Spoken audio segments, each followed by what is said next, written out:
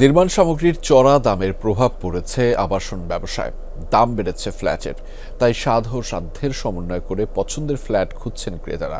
ক্রেতাদের অভিযোগ, ফ্ল্যাটের দাম বেশি, তাই পছন্দ হলেও বুকিং দিতে পারছেন না। নির্মাণ সামগ্রী এবং জমির দাম বেশি হওয়ার কারণেই এমন পরিস্থিতি বলছে ডেভেলপার প্রতিষ্ঠানগুলো। এ কারণে রিহ্যাব মেলায় ফ্ল্যাটের ক্রেতাও তুলনামূলক কম। শ্রীলঙ্কা আবারও রপ্তানিতে শীর্ষে।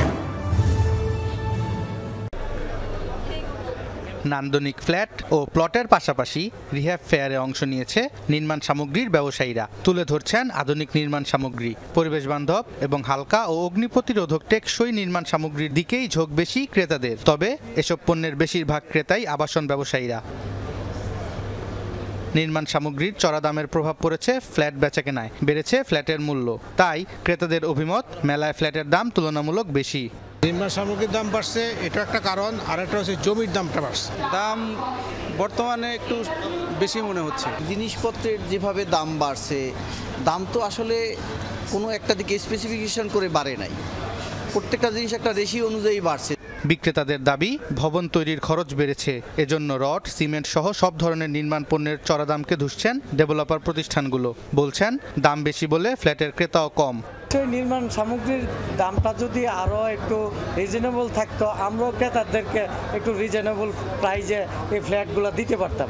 ডলারের দাম বাড়ায় নির্মাণ সামগ্রীর দাম বাড়ছে বলে অভিযোগ করেন নির্মাণ সামগ্রীর বিক্রেতারা।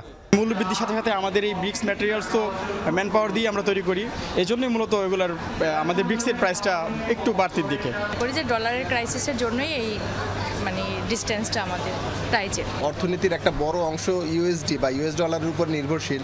এটার প্রচণ্ড ওঠানামার কারণে আমরা আসলে দামটাকে ঠিক স্টেবল রাখতে পারছি না।